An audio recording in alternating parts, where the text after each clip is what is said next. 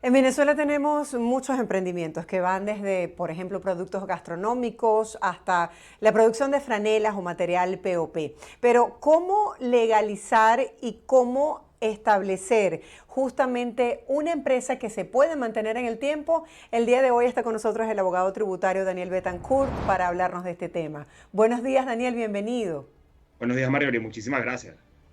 ¿Qué es lo que hace que sea atractivo legalizar, por ejemplo, un emprendimiento? Porque si nos ponemos a ver, hay personas que dicen, no, desde mi casa funciona mejor porque me ahorro una serie de gastos operativos. ¿Cuáles son los beneficios de legalizar un emprendimiento?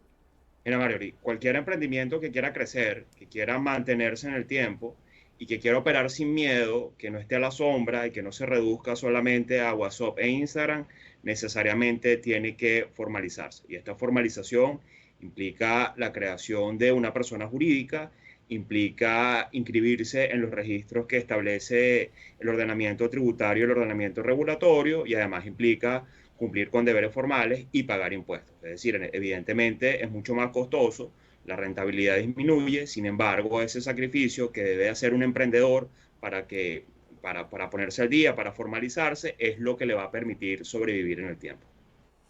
Ahora, ¿cuánto debe invertir una persona para constituir una empresa, por ejemplo?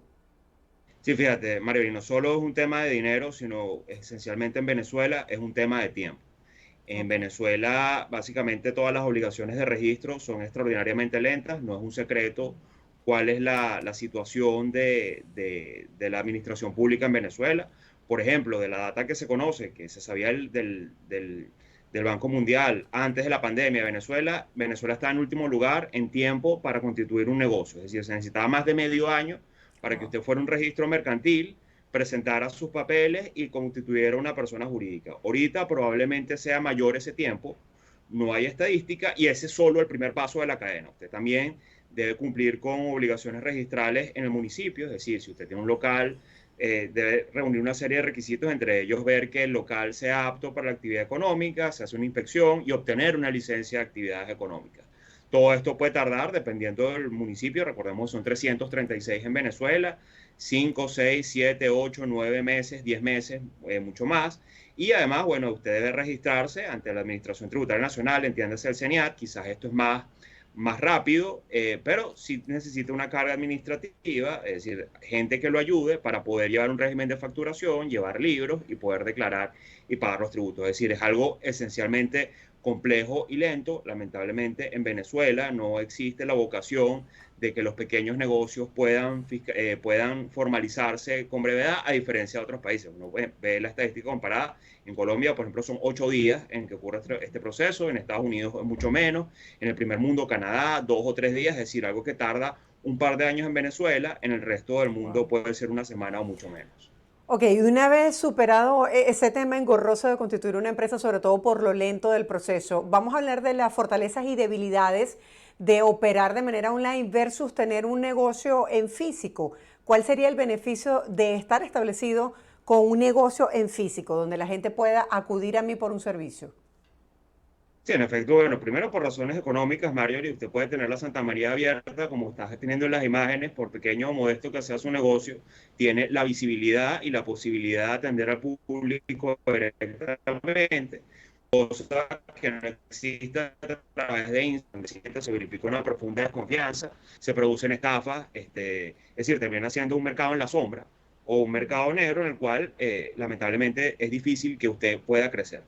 Lo que sí hay que decir es que el ordenamiento jurídico venezolano debe dar los incentivos, fuera del tema del contexto político, ideológico, debe dar los incentivos para que los negocios pequeños puedan formalizarse y que puedan prosperar.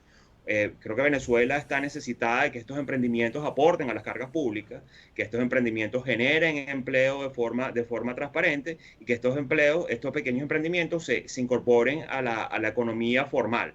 Mientras más emprendimientos, pequeñas empresas puedan crecer, mayor serán las probabilidades de que el país en algún momento pueda prosperar como debe ser, más allá del tema del petróleo. Ahora, ¿qué tan difícil es llevar la idea al hecho real y mantenerlo en el tiempo? Porque se dice que muchos de los emprendimientos, lo importante no es que abran, sino que cierran en el camino por falta de información. Una vez que logramos establecernos qué debemos saber con respecto a los tributos fiscales, la parte de la contabilidad, ¿qué tan engorroso es ese proceso? Sí, mira, desde el punto de vista de lo que me dedico, es engorroso, es difícil, y es difícil para una empresa grande. O sea, las empresas grandes tienen departamentos enteros de administración, evidentemente en proporción a su actividad económica, a sus ingresos. Un pequeño emprendedor debería tener por lo menos un contador que lo asesore o un abogado que lo ayude. Existen en Venezuela numerosos grupos de emprendedores o de formadores de emprendedores que se han venido dedicando a esta tarea de dar información de, mire, cómo debe cumplir usted con los deberes que le da su actividad. Pero no solo eso, Marjorie, también recordemos que los tributos y la regulación debe ser algo accesorio al verdadero núcleo de un negocio, que es hacerlo prosperar. Es decir, un emprendedor debe tener formación no solo en los aspectos administrativos, sino también debe saber qué está haciendo en su negocio, porque de lo contrario, lamentablemente no prosperará. Y esto no es una situación solamente de Venezuela. Uno ve las estadísticas y solo 1 de 10 emprendimientos se mantiene en el tiempo. Las políticas públicas deben hacer fácil o facilitar las condiciones para que estos números aumenten más en países con economías reprimidas o deprimidas como es la venezolana. ¿Qué pasa cuando ya tenemos clara la idea y tenemos el asesoramiento, pero nos falta este empujoncito del financiamiento? Dar ese primer paso que suele ser lo más difícil.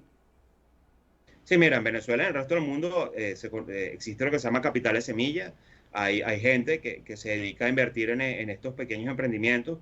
Creo que la realidad venezolana en el aspecto financiero es mucho más compleja. Bueno, recordemos que en Venezuela prácticamente los préstamos no existen por razones regulatorias. Y bueno, siempre es algún privado quien pone el dinero. En muchos casos en Venezuela termina siendo un familiar, la pareja, tu antiguo jefe en un empleo formal o de dependencia, quien termina invirtiendo en ti. Sin embargo, sí existen algunas alternativas de financiamiento en Venezuela, porque existen muy buenas ideas en Venezuela que van más allá del típico comercio que conocemos, sino, bueno, estrategias, existen negocios desde el punto de vista financiero, existen negocios de pequeña industria, existen muchos otros en los cuales sí se ha venido recibiendo el capital que es necesario para el capital semilla para que puedan crecer estos emprendimientos.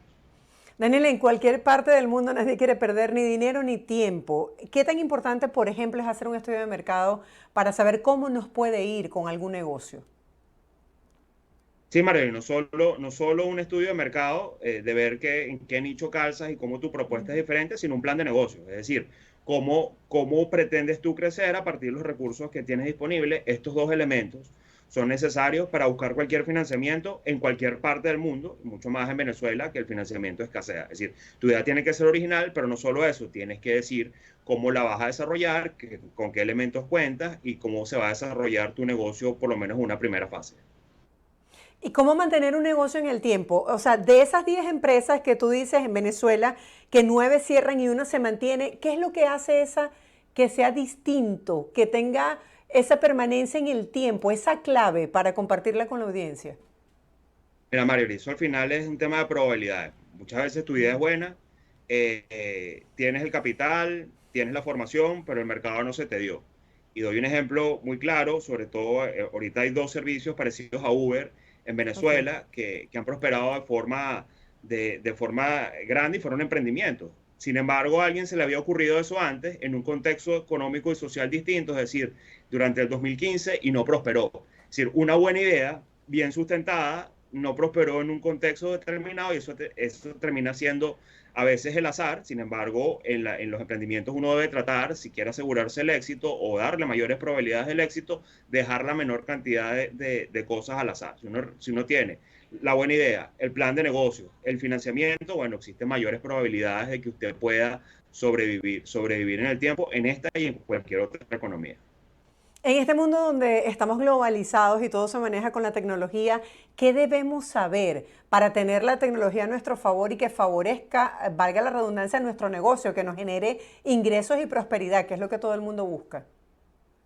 Sí, fíjate, Mario, ahorita estamos viviendo casi que una cuarta revolución industrial. El tema creo que no solo de la tecnología en sí misma, sino específicamente de la inteligencia artificial, va a Correcto. venir cambiando la forma de hacer negocios. Los que se dedican a la inteligencia artificial vienen diciendo que habrán empresas de más de $1 billón con una sola persona en el futuro.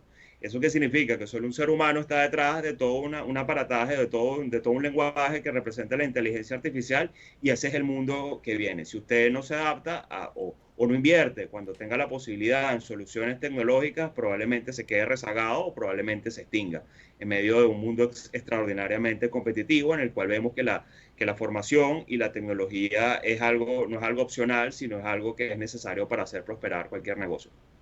Tenemos 2 minutos. Quisiera que compartieras con la audiencia, Daniel, por favor, cuáles son esos puntos que debemos tomar en cuenta para establecer un negocio con buen pie, porque muchas veces sabemos que queremos generar un ingreso extra, pero no tenemos ni idea de cómo arrancar.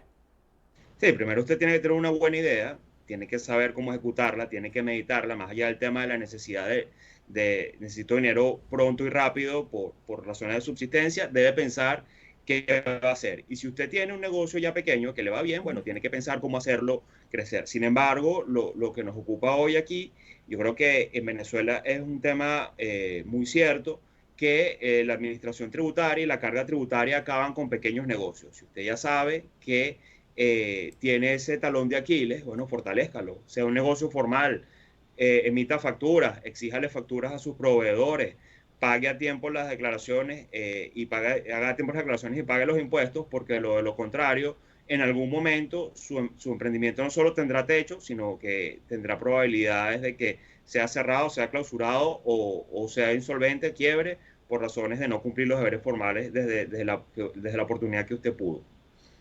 Sí, vamos a hablar un poco acerca de la importancia de ese trabajo de networking para lograr capitalizar a la audiencia cuando somos nuevos, porque cuando no somos una marca reconocida tenemos que ir con el boca a boca, ¿no? Sí, correcto. Bueno, el networking se produce de varias formas, no solo desde el punto de vista de los clientes, sino también de otros emprendedores que han pasado por las mismas etapas que usted ha pasado y que tienen la experiencia, ¿no? Que le pueden decir a usted, mire, no haga esto de esta forma, o vaya y toque esta puerta que se la van a abrir, o hable con tal o cual para que lo asesore.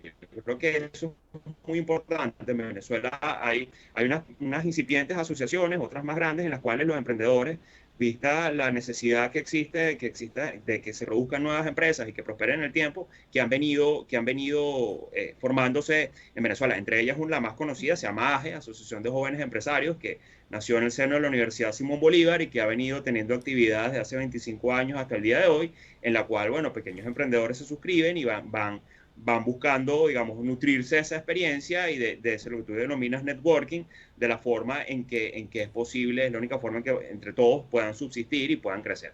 Algunos de esos emprendimientos serán inmensos. Una de estas empresas que te comentaba que hacen el servicio de Uber nació precisamente de una asociación como esta y bueno, otros languidecerán y no crecerán, pero bueno, lo interesante es que alguna de esas semillas que se lanzan a la tierra fértil crecerá y será una gran empresa probablemente como lo es en todas partes del mundo. Qué buena iniciativa. Gracias por compartir el dato, Daniel. Feliz día para ti. Feliz día. Estábamos conversando con Daniel Betancourt, él es abogado tributario, sobre cuáles son las recomendaciones para legalizar una empresa, para desarrollar un emprendimiento y sobre todo mantenerlo en el tiempo en Venezuela.